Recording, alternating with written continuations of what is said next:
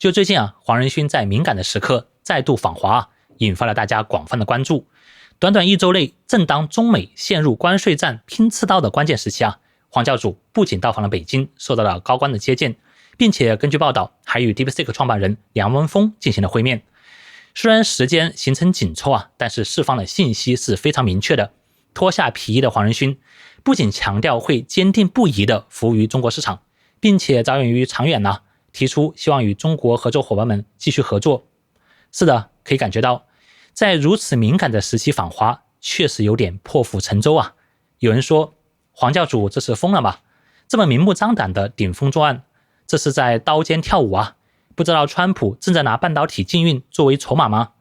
这回去是要被穿小鞋的也有人质疑中国市场真的这么重要吗？作为 Big 7不过区区100亿的市场，黄仁勋有必要趟这趟浑水吗？那么这次 H20 5090D 的被禁售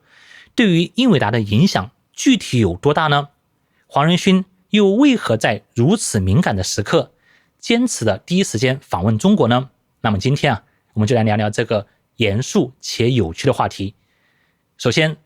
黄教主真的是疯了吗？那当然不是的。但凡你了解黄仁勋的创业史，或者看过他早期的一些采访，就知道黄仁勋的行事风格从来不是放任躺平任人摆布的。自1993年，黄仁勋拿着4万美元在丹尼斯餐厅成立了英伟达，后来因为 NV1 的技术路线导致失误差点破产，包括之后主动向合作伙伴施加坦诚错误，果断调整了技术路线，推出了 River 128芯片，成功让英伟达起死回生等等等等。早期的英伟达就多次濒临破产，黄仁勋其实从未选择过被迫躺平，每次都会选择主动出击。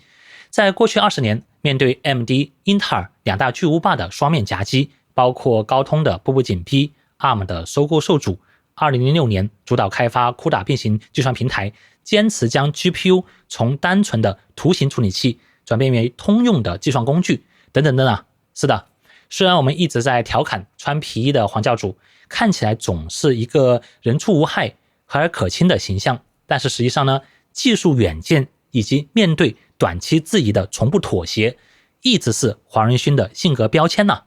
那么黄仁勋是第一次在敏感时期到访中国吗？恰恰相反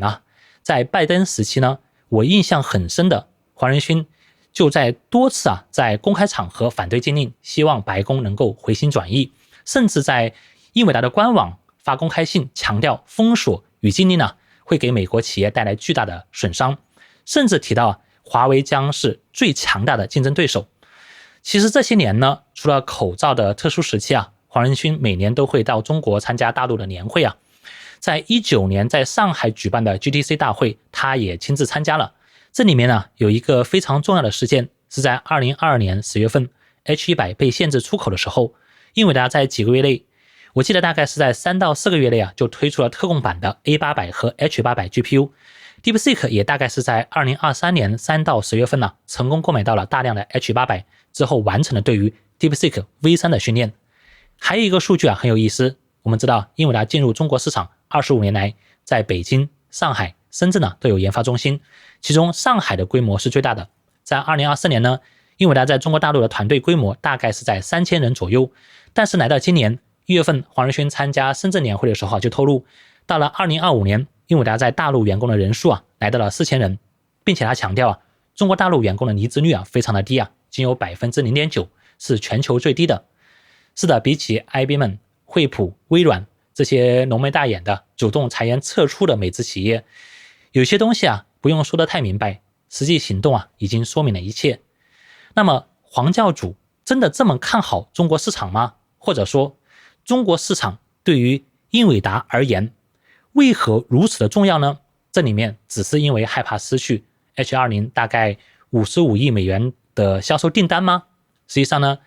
这里面的逻辑远远没有那么简单接下来呢，我就从3个视角和大家总结剖析一下这里面一些重要的思路。首先，第一点，从财务角度，中国市场那是相当重要虽然从明面上看，2024年财报上，英伟达在中国大陆包含香港收入大概是在100亿美元左右，占到了全球总收入的 18%。但是实际上呢，如果计入通过东亚地区，包括新加坡、中东等地区的芯片流通、转口贸易和相关的供应链的业务啊，有机构统计，中国市场对于英伟达的实际的贡献率啊，可能接近全球收入的大概1/3啊。其实如果再计入海外算力的租用市场，这个占比啊，可能还要更高。毫无疑问啊，接近30%这一比例，对于任何一家跨国企业而言，都是属于战略级的市场。而 H20 芯片作为专门为中国设计的合规芯片，特别针对 DeepSeek 和 Qwen 等开源模型的场景进行了深度的优化，关键是对于 FP8 混合精度的支持能力。短期而言呢，在中国大陆目前是属于刚需啊，基本上是你造多少就买多少那种。保守估计啊，仅25、26年 H20 的需求量就有大概150到200万张左右。如果我们按照现在 H20 八卡机柜市场上110万人民币的售价，光 H20 GPU 的市场规模就有大概350亿美元左右。也就是说，这一纸禁令对于英伟达而言，绝对不止明面上55亿美元的账面损失，包括在供应链的节点方面，目前英伟达的芯片在封装测试环节啊，也大概有 30% 的环节在中国大陆。如果进一步失去市场，意味着英伟达还需要重新布局东南亚和欧美相关的供应链，会进一步导致成本上升大概 15% 到 20%。 是的，等于是此次禁令之下，短期内对于英伟达数据中心业务直接的财务冲击啊，也是非常明显的。然后第二点，我们站在第二层看问题，还需要强调一点，如今英伟达在 AI 领域的强大，远远不仅在于硬件 GPU 性能上的领先，最主要的还是在于它软硬一体化的技术生态。而其中以 CUDA 为核心的全站式开发平台，是目前英伟达最至关重要的护城河。事实上呢，目前中国大陆仍然是全球最大的 AI 应用场景的实验地，特别是在能效比、多模态等计算领域，中国市场是最为关键的练兵场。有一方面的原因啊，也是由于中国市场相较于全球其他地区啊，在这方面的法规和政策上呢，也是相对比较开放和灵活的。而目前中国大陆大概有150万的 CUDA 开发者，以及3000多家初创企业，完全依赖于英伟达从算力到算法优化的全链条生态。这一开发者比例啊，占到了全球的大概 30% 左右。我们知道生态构建的逻辑啊，其实很简单，开发者越多，生态啊也就越强大，生态越强大，新的用户啊也就越依赖。而在过去几年呢，即便是有带宽啊、算力啊等新规的调整，其实啊，英伟达还能够通过像 H800、A800 这样的中国特供版芯片作为桥梁啊，与中国市场、与中国的开发者们呢，保持住一定程度的生态粘性。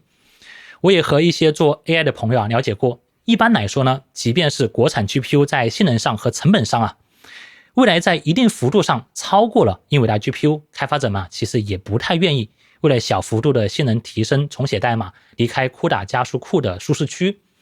而此次 H20 的禁令呢，最重要的是它直接影响威胁到了 CUDA 本身的脆弱的一个生态连续性。一旦这个生态断裂，这等于是倒逼中国开发者嘛转向国产卡的生态嘛，这等于是给我们国产卡算力硬件市场提供了不可抗拒、不可多得的一个背书嘛。包括升腾的 Maxbone、寒武纪的 Neoware 正在搓着小手等待着呢。这也是为什么在今年1月份，黄仁勋在访问北京的时候啊，就反复在强调认可中国开发者们的技术实力，试图通过情绪价值来绑定生态的忠诚度。我们都知道，华人做 AI 这方面是非常适合搞 AI 的，这也反映出了黄教主对于中国市场生态的一个焦虑啊。是的，一旦开发者形成了一个惯性的迁移，一旦失去了这样一个重要的练兵场，一旦 CUDA 在全球的护城河被削弱，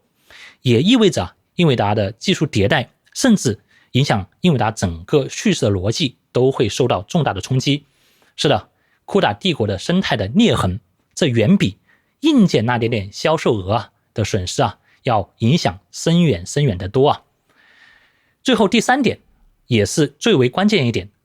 禁售 H20 真的有用吗？实际上呢， DeepSeek 已经给市场树立了一个标杆了。